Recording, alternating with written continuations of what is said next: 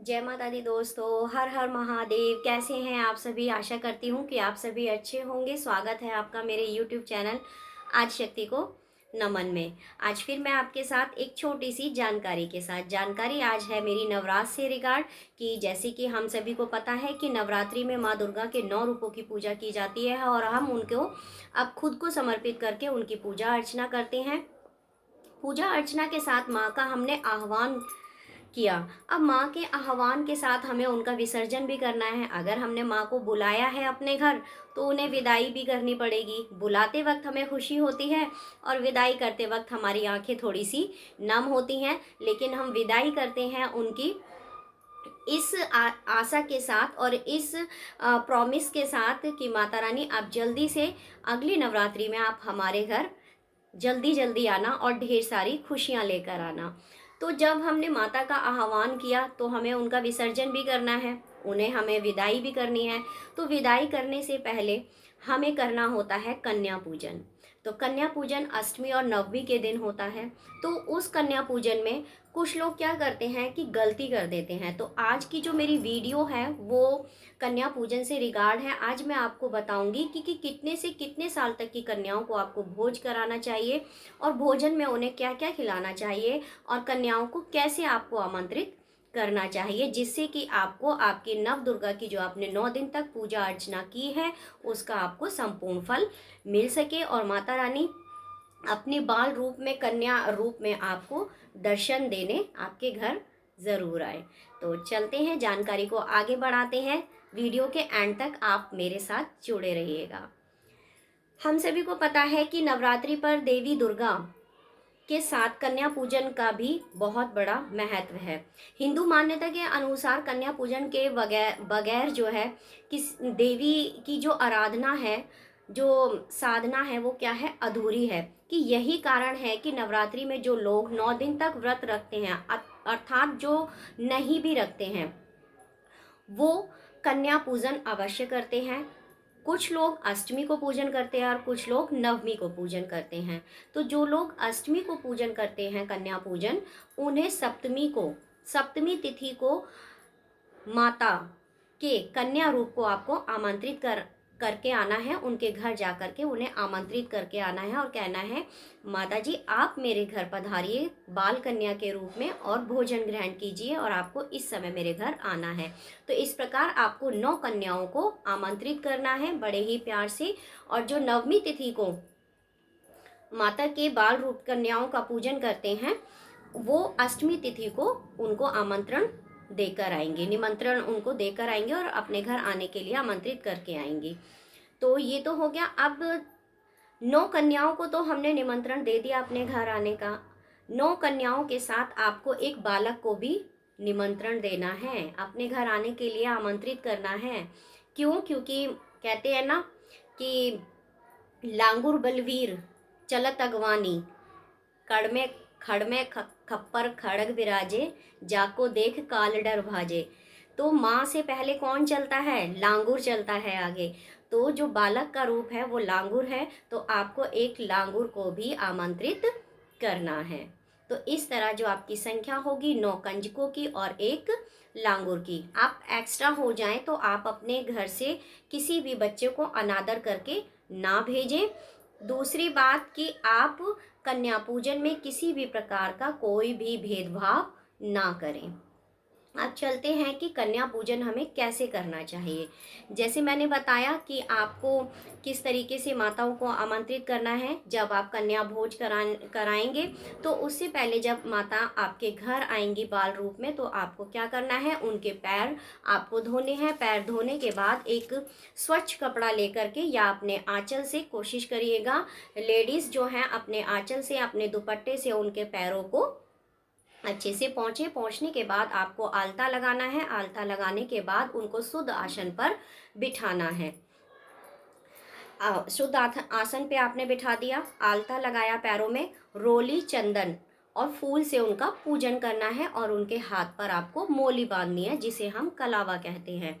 इतना करने के बाद आपको क्या करना है, आपको करना है कि आपने जो भी माता रानी को भोग समर्पित किया है, जैसे पूरी हो गया, हलवा हो गया, छोले हो गए, आपने जो भी सब्जी आपने बनाई है वो आप उनको भोजन करने के लिए आप उनको दीजिए और प्रेम पूर्वक उनको प्रसाद ग्रहण करने के लिए बोलिए कि हे माता रानी, मैंने आपको बाल कन्या के रूप में आपको अपने घर बुलाया है और मेरे द्वारा बनाए हुए प्रसाद को आप ग्रहण करें। जो भी रूखा सूखा प्रसाद मैंने बनाया है उससे आप तृप्त हो जाएं।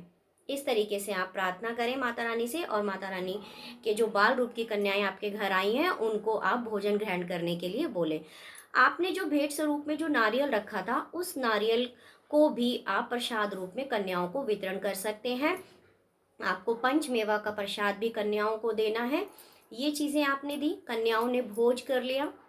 भोज करने के बाद आपको उनको दक्षिणा के रूप में आपको सिक्का देना है, कागज़ का नोट आपको नहीं देना है। कोशिश करिएगा कि आप कॉइन ही दें, कोशिश करिएगा। वैसे तो मैं नहीं पर्टिकुलर तो मैं नहीं कह सकती कि कॉइन ही दें, आजकल सब चलता है, लेकिन आप कोशिश करिएगा कि माता रानी को दक्षिणा के रूप में आप सिक्का दें और भेंट स्वरूप में उन्हें कोई भी एसेसरीज दें, जैसे श्रृंगार का सामान हो गया, चूड़ी हो गई, गले की माला हो गई, इस तरीका मतलब यूज़फुल कोई सामान दे। जो लोग स्टेशनरी वगैरह देते हैं वो लोग ध्यान रखें कि रबड़ पेंसिल के साथ शार्पनर भी दे देते हैं, तो आपको शार्पनर नहीं देना है। कोई भी तेज़ धार वाली चीज़ कन्याओं को उपहार के भेंट के स्वरूप में जो आप दे रहे हैं वो आप उन्हें ना दें। इस चीज़ में आप बहुत ही सावधानी बरतें। ये जो जानकारी मैं आपको दे रही हूँ शायद ही आपको किसी चैनल पर मिलेगी कि आप माता रानी को जो भेंट समर्पित कर रहे हैं उपहार के रूप में वो आप तेज़ धार वाली ना दें, आप कुछ भी दे सकते हैं, ठीक है। और कोशिश करिएगा कि उनको है ना श्रृंगार का सामान आप देना तो ज़्यादा अच्छी बात है। चूड़ी हो गई, आजकल हेयर क्लिप्स इतने सुंदर सुंदर आते हैं, तो वो चीज़ आप उन्हें भेंट स्वरूप में दीजिएगा। जब आपने उनको भेंट स्वरूप में ये सारी चीज़ें दे दी हैं, फिर आपके उन्होंने भोज कर लिया, आपने उनको अच्छे से भोज कराया। भोज कराने के बाद आपको क्या करना है कि उन कन्याओं को और उस बालक को एक सर्कल बना लेना है, गोल सर्कल बना करके आपको उन्हें बैठने के लिए बोलना है आसन पर ही। फिर आपको क्या करना है कि एक लोटे में जल लेकर के उनकी एक परिक्रमा करनी है। परिक्रमा आप लोग सभी जानते हैं कि कैसे करते हैं, तो आपको एक परिक्रमा करनी है लोटे में जल लेकर के, थोड़ा थोड़ा जल डालते हुए, और उनके पीछे से आपको ऐसे इस तरीके से आपको राउंड सर्कल में घूमना है। घूमने के बाद फिर आपको जहां आपने परिक्रमा शुरू की थी वहीं आपको परिक्रमा अपनी समाप्त करनी है। एक परिक्रमा ज़रूर करिएगा, वरना आप 5 परिक्रमा भी कर सकते हैं।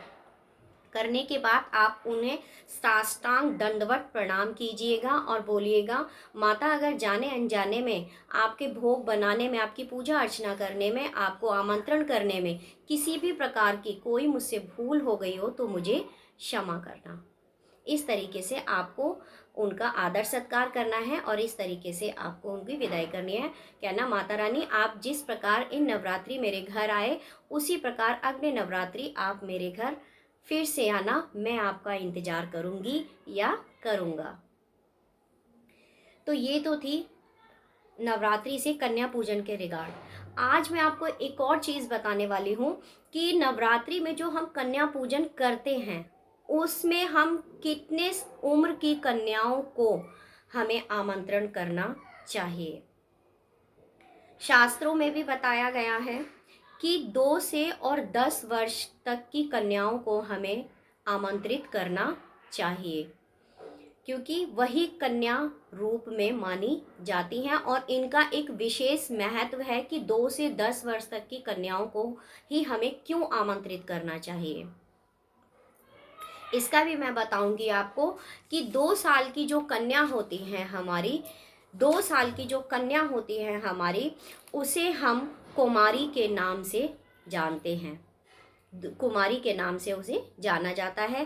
3 साल की कन्या हमारी त्रिमूर्ति कहलाती है, 4 साल की कन्या हमारी कल्याणी कहलाती है, और 5 साल की कालिका, 6 साल की कन्या चंडिका का रूप मानी जाती है, 7 साल की कन्या संभवी का रूप मानी जाती है और 8 साल की कन्या देवी दुर्गा का रूप मानी जाती है, 9 साल की कन्या सुभद्रा का रूप मानी जाती है, 10 साल की कन्या रोहिणी का स्वरूप होती है। इसीलिए कहा गया है कि आप 2 से और 10 साल तक की कन्या का अगर नवरात्रि में इस तरीके से पूजन करते हैं तो माँ के इन रूपों की जो मैंने बताए हैं कि इस नाम से उनको जाना जाता है, उनकी कृपा दृष्टि आप पर सदैव बनी रहती है।